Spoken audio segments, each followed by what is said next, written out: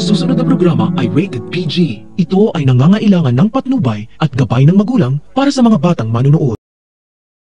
Nabulag si Shaira sa galit at paghihiganti niya kay Christy at Hannah, kaya hindi niya inalam ang tungkol sa tunay na pagkatao ng taong nagligtas sa kanya, si Franco. Dahil hindi pa rin matanggap ni Franco ang pagkawala ng pinakamamahal niyang si Audrey, nabulag rin siya sa pagpapanggap ni Shaira na natutunan na raw siyang mahalin nito. Kaya okay lang kay Franco na tinatago ni Shaira ang dalawang bata sa bahay niya para maipakita kay Shaira na sinusuportahan niya ang gusto ni Shaira dahil mahal niya ito.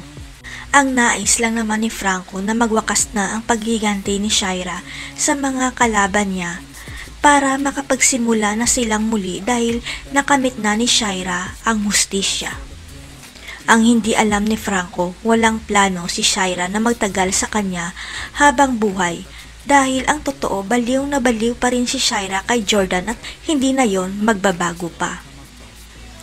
Walang kamalay-malay si Franco na ginagamit lang ni Shaira ang pera niya para maisakatuparan ang paghiganti nito kay Christy, Hannah at Leo nang masolo na niya si Jordan. Ang malaking pagkakamali lang ni Shaira ang idamay ang ina ni Christy na si Carmen dahil malalantad ang pinakatago-tagong sikreto ni Carmen tungkol sa isa pa niyang anak. Nag-aagaw buhay ngayon si Carmen sa ospital dahil sa pagpapasunog ni Shaira sa eskwelahan niya, kaya sa pagising ni Carmen sasabihin na niya ang sikreto kay Christy. Ang hindi alam ng lahat, may isa pang anak si Carmen at matagal na niya itong hinahanap. Kaya bago man lang siya mawala, dapat masabi na niya kay Christy na may kapatid pa ito.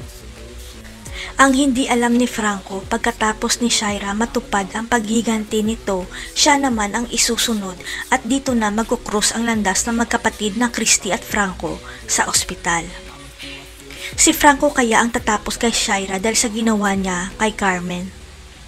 Makatakas kaya si Billy para masabi niya kay Hannah na buhay pa si Shaira. Abangan.